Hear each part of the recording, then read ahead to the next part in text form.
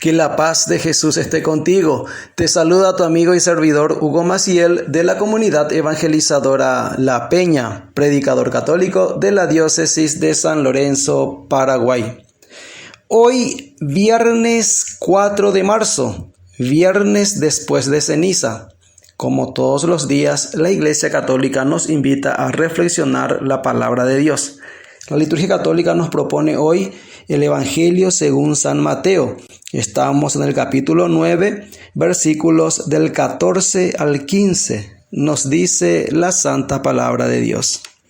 Los seguidores de Juan el Bautista se acercaron a Jesús y le preguntaron: Nosotros y los fariseos ayunamos mucho. ¿Por qué tus discípulos no ayunan? Jesús les contestó: ¿Acaso pueden estar tristes los invitados a una boda mientras el novio está con ellos? Pero llegará el momento en que se lleven al novio. Entonces sí ayunarán.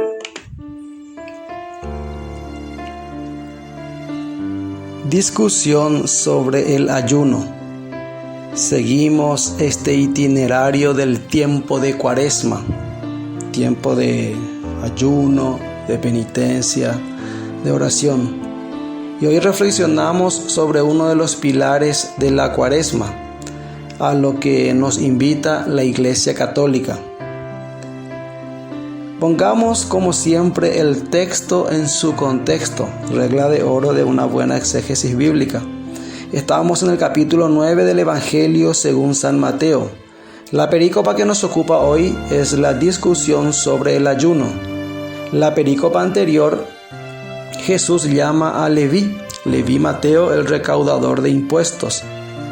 Jesús posteriormente va a la casa de Leví, tiene una comida en casa de Leví con unos recaudadores de impuestos, publicanos, considerados pecadores por los fariseos, y tiene una discusión con los fariseos.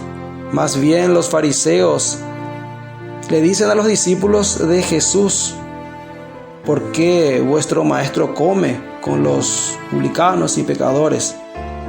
A lo que Jesús va a responder: no necesitan médicos los que están fuertes, sino los que están mal. Id pues y aprended qué significa misericordia quiero, que no sacrificio, porque no he venido a llamar a justos, sino a pecadores. Luego viene la perícopa que nos ocupa hoy. Entonces se le acercaron los discípulos de Juan el Bautista, y le dicen a Jesús: ¿por qué tus discípulos no ayunan? Siendo así que nosotros y los fariseos practicamos el ayuno. Acá hay que entender algo. ¿Por qué los discípulos de Juan los discípulos de Juan que seguían la costumbre de los fariseos ayunaban? ¿Cuál era el sentido que le daban al ayuno?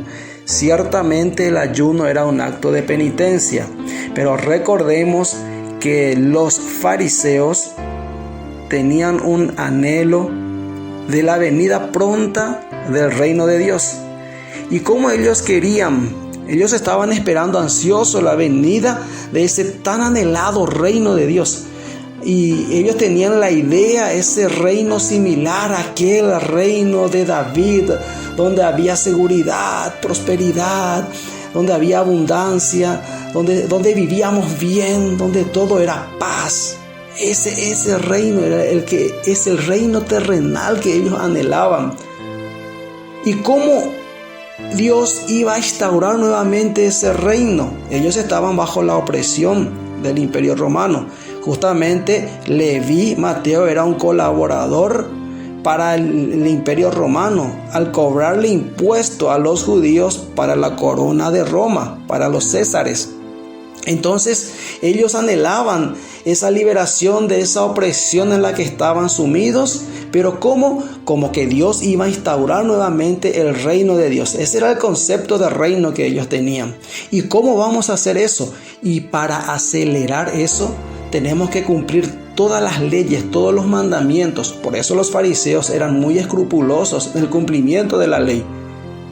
Y el ayuno, que es una manera de acercarse y de agradar a Dios. Entonces ayunemos y ayunemos para que venga rápidamente el reino de Dios. Será la idea de los fariseos. Misma idea de los discípulos de Juan. Ellos ayunaban también. ¿Por qué? Porque anhelaban, rogaban por la venida de ese reino que ellos tenían, ese prototipo de reino, y por eso ellos ayunaban. Y eran tiempos mesiánicos. Según los profetas, estaba llegando el momento en que el reino se iba a implantar en la tierra. Esa boda de Dios con su pueblo. Así tenían la relación de Dios con Israel, como el del novio con la novia. Luego Jesús responde. Bueno, tenemos la idea del concepto y del por qué ellos ayunaban. Era una práctica de piedad, era una práctica penitencial judío. Haciendo ese ayuno, ellos colaboraban con la prontitud de la llegada del reino de Dios. Esa era la idea. Se acercan los discípulos de Juan y le preguntan: ¿por qué tus discípulos no nos ayudan también a nosotros para que el reino de Dios venga ya? ¿Por qué no ayunan con nosotros? Si nosotros estamos esperando la venida del reino de Dios y con el ayuno estamos acelerando eso, ¿por qué tus discípulos no ayudan, no colaboran para que el reino de Dios venga? ¿Qué responde Jesús? Jesús respondió: ¿pueden acaso los invitados a la boda ponerse tristes mientras el novio está con ellos? Días vendrán en que les será arrebatado el novio, entonces ayunarán. Sí, van a ayunar ellos. Pero ¿cuándo van a ayunar? Cuando el novio les sea arrebatado. Pero el novio está con ellos ahora. Ellos no pueden ayunar. Estamos invitados a un banquete y estos son invitados de honor en un banquete. Son los amigos del novio. Ellos están llamados a celebrar ahora que el novio está con ellos. Pero el novio les será quitado. Jesús anuncia ya nuevamente su muerte. Y entonces sí, ellos ayunarán. ¿Por qué en la iglesia ayunamos hoy? Porque estamos conmemorando justamente en la Cuaresma el momento en cumbre que va a ser justamente, vamos a pasar por la pasión, muerte y luego para llegar a la Pascua de la resurrección. Por eso la iglesia manda también que nosotros, sabiendo que el novio nos será arrebatado, hacer estos actos de piedad. Pero mejor que nos lo explique el catecismo de la Iglesia Católica. Numeral 1434. Dice el catecismo: la penitencia interior del cristiano puede tener expresiones muy variadas. La Escritura y los padres insisten sobre todo en tres formas: el ayuno, la oración, la limosna, que expresan la conversión con relación a sí mismo, con relación a Dios y con relación a los demás, junto a la purificación radical operada por el bautismo o el martirio. Citan como medio de obtener el perdón de los pecados los esfuerzos realizados para reconciliarse con el prójimo, las lágrimas de penitencia, la preocupación por la salvación del prójimo, la intercesión de los santos y la práctica de la caridad que cubre multitud de pecados. Numeral 1438. Los tiempos y los días de penitencia a lo largo del año litúrgico, el tiempo de Cuaresma, cada viernes en memoria de la muerte del Señor, son momentos fuertes de la práctica penitencial de la Iglesia. Estos tiempos son particularmente apropiados para los ejercicios espirituales, las liturgias penitenciales, las peregrinaciones como signo de penitencia, las privaciones voluntarias como el ayuno y la limosna, la comunicación cristiana de bienes, obras caritativas y misioneras. Nos sigue diciendo el catecismo de la Iglesia Católica al hablar de la ley antigua llevando a la ley evangélica o a la nueva ley, lo que les había comentado al principio. Numeral 1965, dice el catecismo: la ley nueva o ley evangélica es la perfección aquí abajo de la ley divina, natural y revelada. Es obra de Cristo y se expresa particularmente en el Sermón de la Montaña. Es también obra del Espíritu Santo y por él viene a ser la ley interior de la caridad. Concertaré con la casa de Israel una alianza nueva. Pondré mis leyes en su mente, en sus corazones las grabaré, y yo seré su Dios y ellos serán mi pueblo. Hebreos 8:8 y 10. Esto ya estaba en el Antiguo Testamento, lo leemos en el libro del profeta Jeremías. Sigue diciendo el catecismo: la ley nueva es la gracia del Espíritu Santo dada a los fieles mediante la fe en Cristo. Actúa por la caridad. Utiliza el sermón del Señor para enseñarnos lo que hay que hacer y los sacramentos para comunicarnos la gracia de realizarlo. Sigue diciendo el catecismo numeral 1967. La ley evangélica da cumplimiento, purifica, supera y lleva a su perfección la ley antigua. En las bienaventuranzas da cumplimiento a las promesas divinas, elevándolas y ordenándolas al reino de los cielos. Se dirige a los que están dispuestos a acoger con fe esta esperanza nueva: los pobres, los humildes, los afligidos, los limpios de corazón, los perseguidos a causa de Cristo, trazando así los caminos sorprendentes del reino. Hay que entender que cuando hablábamos en la reflexión del Evangelio, que los discípulos de Juan vienen a cuestionar a Jesús luego que él haya tenido ya una discusión con los fariseos en la comida con Mateo. Los discípulos de Juan vienen a cuestionar sobre esta práctica del ayuno.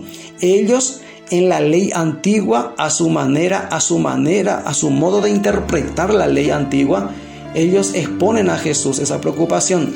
Ahora Jesús les revela la ley nueva, la nueva ley, que Jesús es el novio que están esperando ellos, pero ellos no entienden, ellos no pueden captar eso. Jesús les dice que ese novio les será quitado, entonces ayunarán.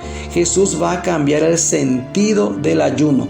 Ciertamente el ayuno es privarse de algo, de uno mismo, privarse de algo. ¿Para qué? Para dar cabida a Dios, hacer lugar en el corazón. Eso es el ayuno. Hacer lugar en el corazón, quitar algo del mundo, algo que me agrada, hacer un lugar ¿para qué? Para Dios, un lugar para Jesús en mi corazón. Ahora que el novio está con ellos, no hay motivo para hacer lugar, porque ese lugar está ocupado por el mismo Dios, por el novio que viene a desposarse con su novia, que ahora es la iglesia. Entonces no hay por qué hacer ayuno cuando el novio está con ellos. Días vendrán en el que el novio les será quitado, entonces ayunarán. La iglesia en este tiempo de Cuaresma, como memorial de ese momento, como en el año litúrgico, vivimos mistagógicamente estos momentos, estos misterios. Entonces nos invita a hacer este esfuerzo, este acto de privarnos de ayunar. Entonces hoy reflexionamos sobre lo que es el ayuno. Sigue diciendo el catecismo en el numeral 1968. La ley evangélica lleva a plenitud los mandamientos de la ley. El sermón del monte, lejos de abolir o devaluar las prescripciones morales de la ley antigua, extrae de ella sus virtualidades ocultas, que hace surgir de ella nuevas exigencias. Revela toda su verdad divina y humana. No añade preceptos exteriores nuevos, pero llega a reformar la raíz de los actos, el corazón, donde el hombre elige lo puro y lo impuro, donde se forman la fe, la esperanza y la caridad, y con ellas las otras virtudes. El Evangelio conduce así la ley a su plenitud mediante la imitación de la perfección del Padre Celestial, mediante el perdón de los enemigos y la oración por los perseguidores, según el modelo de la generosidad divina. La ley nueva practica los actos de la religión, la limosna, la oración y el ayuno, ordenándolos al Padre, que ve en lo secreto, por oposición al deseo de ser vistos por los hombres. Su oración es el Padre nuestro. No olvides que la palabra de Dios siga ardiendo en tu corazón. Fuerza, que Dios te bendice.